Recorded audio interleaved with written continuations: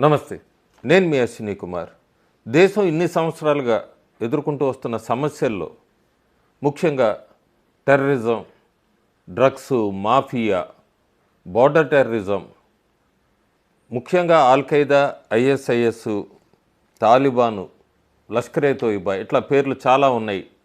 వీటన్నిటితో పాటు చాలా ముఖ్యమైనది భారతదేశంలో నక్సలిజం.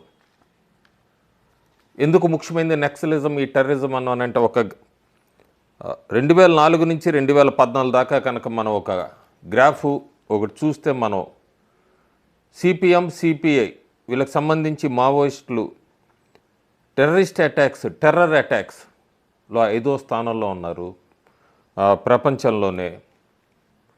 ముఖ్యంగా భారతదేశంలో 2010 సంవత్సరాల్లో 5వ స్థానంలో ఉన్నారు. మిగతా టెర్రరిస్ట్ గ్రూప్స్ కన్నా వీటన్నిటికన్నా ఈ కమ్యూనిస్టుకి సంబంధించిన మావోయిస్ట్ గ్రూపులను టెర్రర్ అటాక్స్తో పోల్చారు. అట్లాగే గ్రాఫ్ కూడా రిలీజ్ చేశారు. So terrorism or terror attacks దీనికి కారణమైన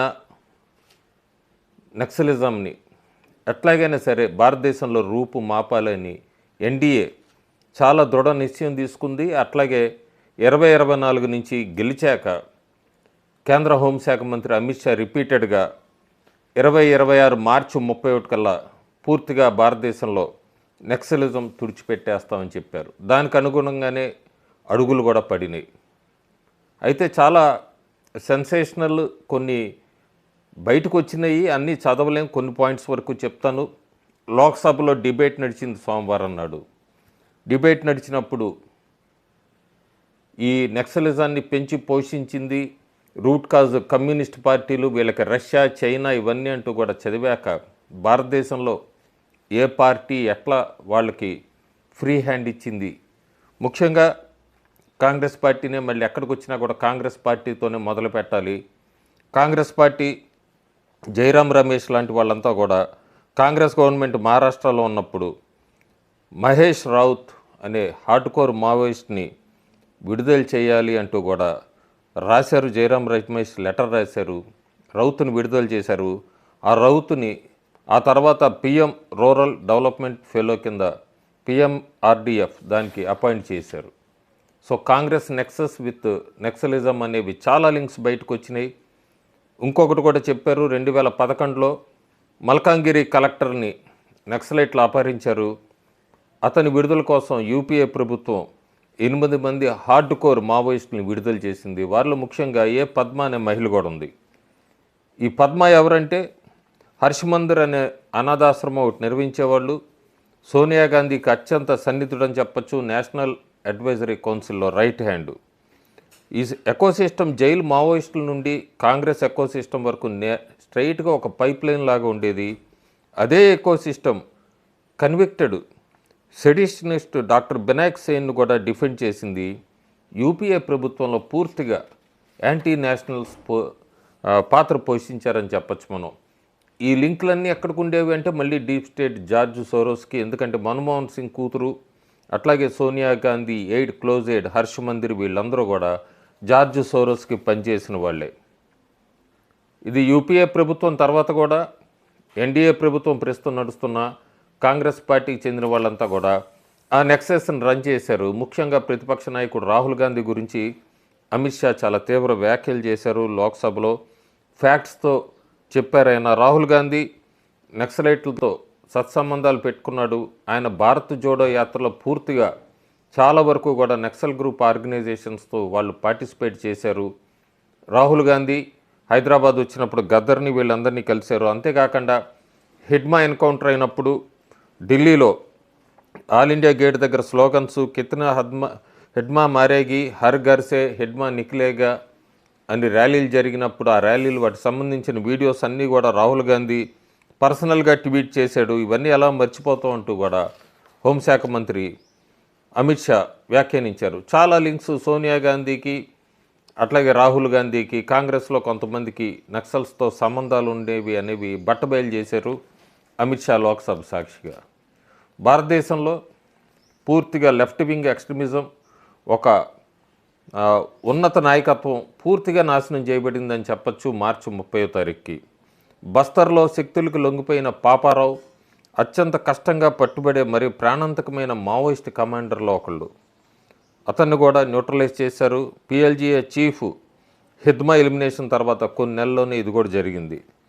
హోమ్ మినిస్టర్ అమిత్ షా చాలా ధైర్యవంతమైన ప్రకటన చెప్పచ్చు. 2026 మార్చి నాటికి భారతదేశాన్ని నక్సల్ ఫ్రీ చేయాలనేది ఇదేదో ఒక పొలిటికల్ స్ట్రాటజీనో వాగ్దానమో కాదు, ఇది ఆపరేషన్ రియాలిటీ కూడా అయింది. హార్ట్లాండ్ రాష్ట్రాన్ని తిరిగి స్వాధీనం కూడా చేసుకుంది ఎన్డీఏ ప్రభుత్వం. చాలా వరకు కూడా రాష్ట్రం ఈ సైనికులను వెంబడించడం మానేసి వారి మేధా సంపదని వ్యవస్థాగతంగా నాశనం చేసింది. హిట్ లిస్ట్ చూస్తే మనం ఒకసారి కేశవరావు జనరల్ సెక్రటరీ, సంబాల్ కేశవరావు, నరసింహాచలం, కోసా దాదా, హిద్మా పాపారావు వీళ్ళందరినీ కూడా పూర్తిగా ఎలిమినేట్ చేసింది. అట్లాగే నాశనం కూడా చేసింది. బలహీనపరచడమే కాకుండా పూర్తిగా నాశనం చేసింది. దశాబ్ద కాలంగా మహారాష్ట్ర, మధ్యప్రదేశ్, ఛత్తీస్గఢ్, ఎంఎంసి మహారాష్ట్ర, మధ్యప్రదేశ్, ఛత్తీస్గఢ్ ఇదొక ట్రయాంగిల్ త్రిభుజం అని చెప్పచ్చు. ఈ నక్సల్స్కి చాలా సేఫ్ జోన్గా ఉండేది, సురక్షిత స్థావరంగా ఉండేది. ఈ రాష్ట్ర ప్రభుత్వాల మధ్య రాజకీయ అసమ్మతి కారణంగా ఎక్కడా కూడా ఏకీకృత చర్యలు జరగలేదు. దీనివలన క్యాడర్స్ అంతా కూడా సరిహద్దులు దాటి తప్పించుకునేవాళ్ళు ఈ నక్సల్ క్యాడర్స్ అంతా కూడా. ప్రస్తుతం అదంతా కూడా క్లోజ్ చేయబడింది. Operation forward operating bases FOB పూర్తిగా మోహరించాయి. వాళ్ళ సరఫరా లైన్లు క్రష్ చేసాయి. అడవి ఎక్కిపై వాళ్ళకి ఒక ఫోర్ట్ కోటలాగా మిగలకుండా చేసింది ఎన్డీఏ ప్రభుత్వం. గెరిల్లా యుద్ధం చివరికి 21వ శతాబ్దంలో రాష్ట్ర సామర్థ్యంతో ఢీకొంది. ఈ యూఏవీలు అనొచ్చు, డ్రోన్ స్మార్ట్స్ అనొచ్చు, థర్మల్ మేనేజింగ్ నైట్ విజన్ అనొచ్చు, అలాగే జియో ఇంటెలిజెన్సు, సిగ్నిట్ ఇవన్నీ కూడా పూర్తిగా యూజ్ చేసి వాళ్ళ మావోయిస్టులందరినీ కూడా ఎలిమెంట్ని కోల్పోయేట్ చేశారు. వాళ్ళు ఎక్కడా కూడా దాక్కునేట్టు అవకాశం ఇవ్వలేదు. ఉపయోగించి ఆకాశం నుంచి పూర్తిగా వీళ్ళందరినీ కూడా ఎలిమినేట్ చేయగలిగింది కేంద్ర హోంశాఖ. వీటన్నిటినీ మించి మాస్టర్ స్ట్రోక్ అని చెప్పచ్చు, సామాజిక శాస్త్రీయమైందని చెప్పచ్చు. రాష్ట్రం డిస్ట్రిక్ట్ రిజర్వ్ గార్డ్ డిఆర్జీ మరియు బస్తర్ ఫైటర్స్ని వీళ్ళని ఉపయోగించింది, మోహరించింది. స్థానిక ఆదివాసీ యువకుల్ని మరియు లొంగిపోయిన ఈ నక్సల్ క్యాడర్స్తో వీళ్ళతో కలిసి ఒక బలగంగా ఫామ్ అయింది. వాళ్ళు పూర్తిగా సిఆర్పిఎఫ్, కోబ్రా వీళ్ళందరితో కూడా చేయగలిపారు.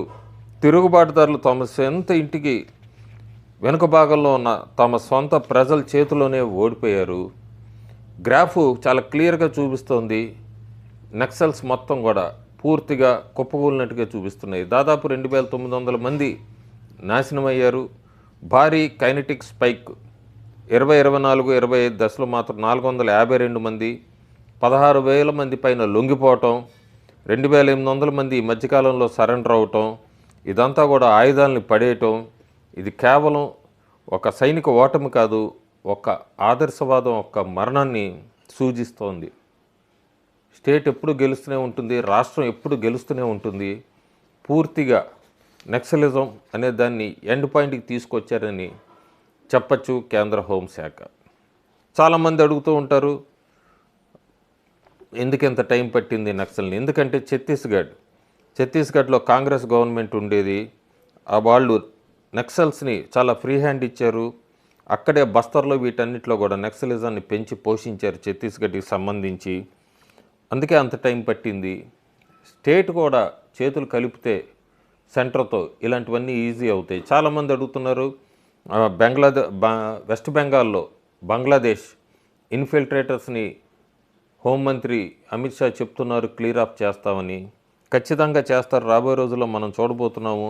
అక్కడ కూడా ప్రస్తుతం ఉన్న గవర్నమెంట్ అయినా లేకపోతే రేపు రాబోయే కొత్త ప్రభుత్వం అయినా సెంటర్తో చేతులు కలిపితే అది కూడా చాలా ఈజీ అని చెప్పచ్చు. ప్రస్తుతానికైతే నక్సల్ ఫ్రీ అయిపోయింది భారత్. ప్రస్తుతానికైతే కేంద్ర హోంశాఖ చెప్పినట్టుగా 2026 మార్చి కల్లా భారతదేశంలో ఇంకొక టెర్రరిజంకి సంబంధించిన గ్రూప్ని, టెర్రర్ అటాక్స్కి సంబంధించిన గ్రూప్ని ఎలిమినేట్ చేయడంలో సక్సెస్ అయిందని చెప్పచ్చు. Thank you.